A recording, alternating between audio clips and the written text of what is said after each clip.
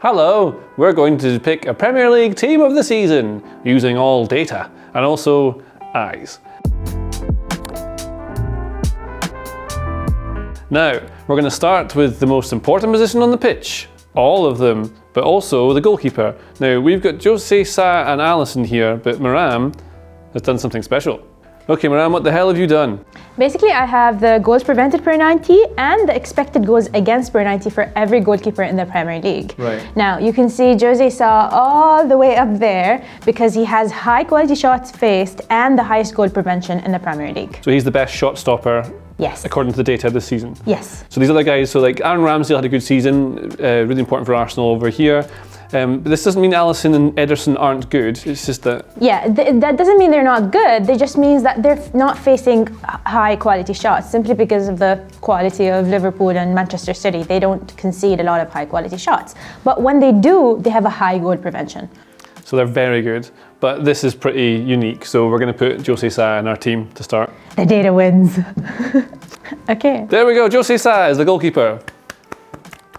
All right, I need to go through some more players. Now, Captain Robertson, Captain Robbo, or João Cancelo, kind of the options for left back. We could technically play them both here. I mean, why not? He's more of a midfielder, the way that they play. So there's the thing, Cancelo is a left back, but he's not really. He kind of comes inside and plays inside the pitch all the time. So like Scotland, we could play them like this with a wing back. But Cancelo, I can tell you, has made the most tackles of any player in the attacking third this season. Really? So he's very good at winning the ball in the opposition final third, very useful, part of the way Man City play. He's going to go in here, just like everyone else's Premier League team this season.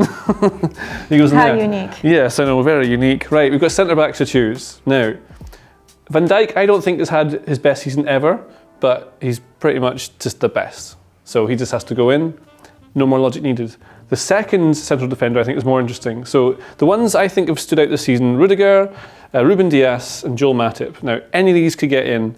So actually, Matip's not going to get in the team because Man City won the league, and I think that counts for a lot. And Ruben Dias is so important, he's like the leader at the back, organises everything. When he's not there, you definitely notice it. So he gets in our team of the season, just like everyone else's team of the season. Now, at right back, here's something we need to choose between.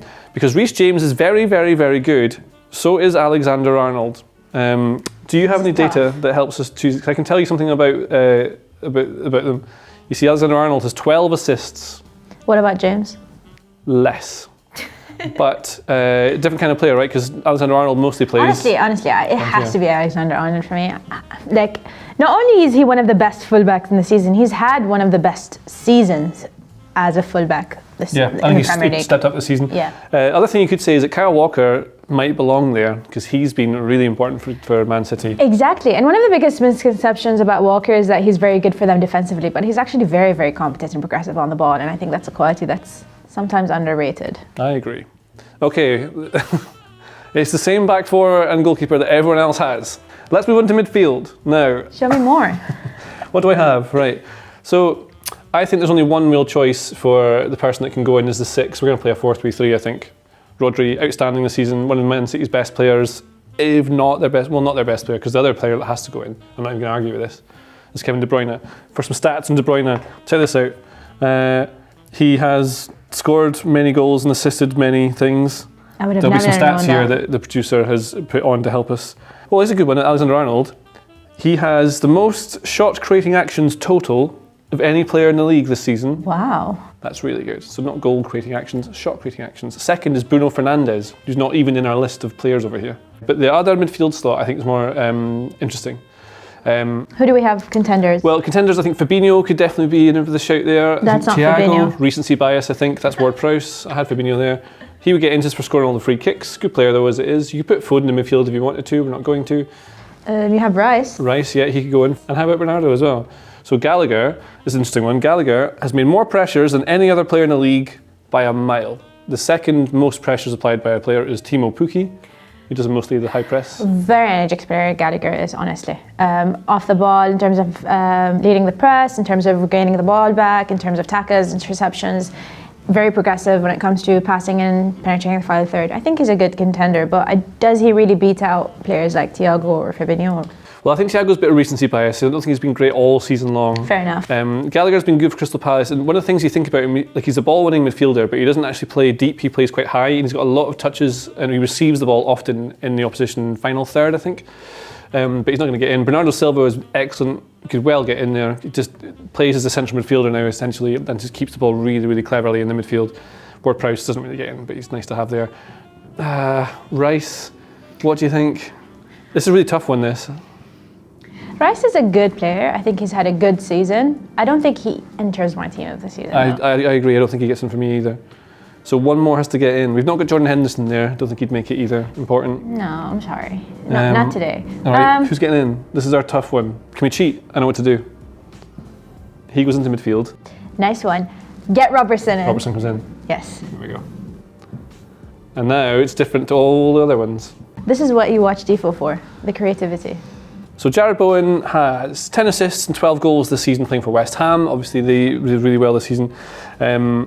Also what's interesting to me is that Mohamed Salah has the most goal creating actions. Bowen is second total this season. But you have something else for me. Yes, I have his shot map. So Jared Bowen is a player that's very attacking and understands positioning in the box and gets his shot off all from those central areas. So a lot of high quality shots. And a team like West Ham has improved them and allowed them to steady. I think they finished in the 7th place. I think so. Yeah. I guess the interesting thing for me here is that he's playing as a right-sided forward, but he's getting into these central areas, which is essentially he's another forward, he's a striker rather than a winger. That's the thing. He's very much one of the most important players in attack, along with Mikel Antonio. Yeah, and he doesn't waste his chances on low probability. So again, all in the box, very little outside of it. Also, 0.17 XG per shot. That's mad. That is mad. Well, does that XG make him get in the team ahead of Salah? No. You've got to put Mo Salah. No, I'm not going to be contrarian today. Yeah, it has to be Mohamed Salah. Salah has 23 goals. He was a joint top scorer. He also has 13 assists, which is the most in the league this season. So Salah, straight up, you can't not put him in there. He's the best player in the league probably this season. But we can do some more little looking at things, because actually what we can look at is more of the lovely data that you've made. When we talk about players like Jared Bowen and Mo Salah, we can also look at who's creating the chances. It's not just scoring, right? These forwards that we've got. Now, Salah, what does this mean? So, assists per 90 and XA per 90. Basically, assisting above expectation or assisting below expectations. Just looking at the quality of chances that they're creating and the ones that their teammates are finishing off. Mohamed Salah, top of the table. Right, so he's just the most prolific expected assists, but also people are converting them, so they're good quality chances. Yes. Could be something like that. Yes, both a goal scorer and a chance creator. But you also have interesting picks like Michael Lloris. He's had a very great season for Crystal Palace in terms of attacking. He's actually second best almost in terms of like assists per 90 and XA per 90. A couple of players we haven't mentioned. Harvey Barnes is there. Gabriel Jesus comes in there as well. Buendia also very good. He's one of my favorites. Yeah. Martinelli, a lot of two Arsenal players. That's quite interesting. Yeah, so that's good. And then we look at the best goal scorers. Obviously, we're in the forward section now of the team. So Mohamed Salah comes in. Jimmy Vardy's not made the team, a little spoiler, but he's shooting well above his XG. So a huge overperformance from him. Another huge overperformance is Son Heung-min. Yes. He has, according to my numbers here, he scored 23 goals, joint top scorer in the league, from an XG of 16.4. We can see that here, actually. So, yeah, XG 16, it's roughly the same as that. Also, 0.19 XG per shot. Also very good. This guy's insane. What is he, a couple of goals from outside the box, 3 goals from outside the box, pingers, that all mostly inside this sort of area. Like the most dangerous area, obviously, here. Look at all of that central area. Even though he's a player that plays on the wings, his shot map resembles one of like a striker. Yeah, so I think, clearly we've got to put Son into the team. There we go, left forward. That's a nice, easy one, right. So the last one's quite difficult. It's the players we've got lined up for it. I thought Jota did very well. Mahrez was decent, but he's not getting in. Saka, really important to Arsenal. He's basically carried them for a lot of the season. He's the only Arsenal player that's featured in every game. Ivan Toney can't get on the pitch, so he can't play. Ronaldo is third top scorer. He's not getting on the pitch, so he can't play. Mane, great season as well. Played more as a central striker. He's played all over the pitch for Liverpool. Like right wing, then converted to a left inside forward for a long time when Salah came in, and now he's been playing through the centre of the pitch and might be leaving, but he's been excellent. So he could make this team. So let's have a little look if I've got any more stats that can help us with this. So this might help us. In terms of goal creating actions per 90, do you know which player has the most goal creating actions per 90 this season? You told me this. It's Dejan Kulusevski, who's not in this list, joined halfway through. So it's obviously a smaller sample size, halfway through the season. It's 1 per 90. Second is Gabriel Jesus, who played the whole season, which I think is really interesting. But total is Salah compared to Bowen. So the two most goal-creating players are Salla and Bowen. We've only got one of them. Could put Bowen to the middle and cheat, like we did with Robertson and Cancelo. We won't do that. I think just purely from numbers and having watched them play, Kane really come on this season. He's shooting under his XG. Yeah. So it's not his best season. This is one thing with Kane, right? So he's played really well this season, but he's shot under his XG, which is, I think, relevant. This means he's not performing. He tends to be actually over. Yes. He tends to overperform. So actually it's a bad season for Kane, but he has a high number of assists, high number of goals, and Spurs were good, especially towards the end of the season. He really came on. You can see him developing and, well, getting back to his full strength. Yeah, and probably out of all of these picks, he's the only out-and-out striker. Yeah. We could cheat, but I'm happy with this, so we do that. Even Tony did well, but not amazing. I think he did well given the environment that he was in and the expectations. He's a very good striker in terms of handling the ball down and giving opportunities for Brentford to just ping the ball and create a shot from there. Also very good in dribbling, but I think when he's put up against players of this stature, it's very hard to make a case for him. I think you've made a very good point, and yes, that's just to round things up now. This is our team of the season. According to us, it's the best team. Fun fact for you, Christian Norgard of Brentford made the most tackles of any player this season. So well done to Christian Norgard. Sorry, what? Sorry, I zoned out. Christian Norgard. Can you repeat? We're applauding Christian Norgard. Oh, are we? Okay. Yeah.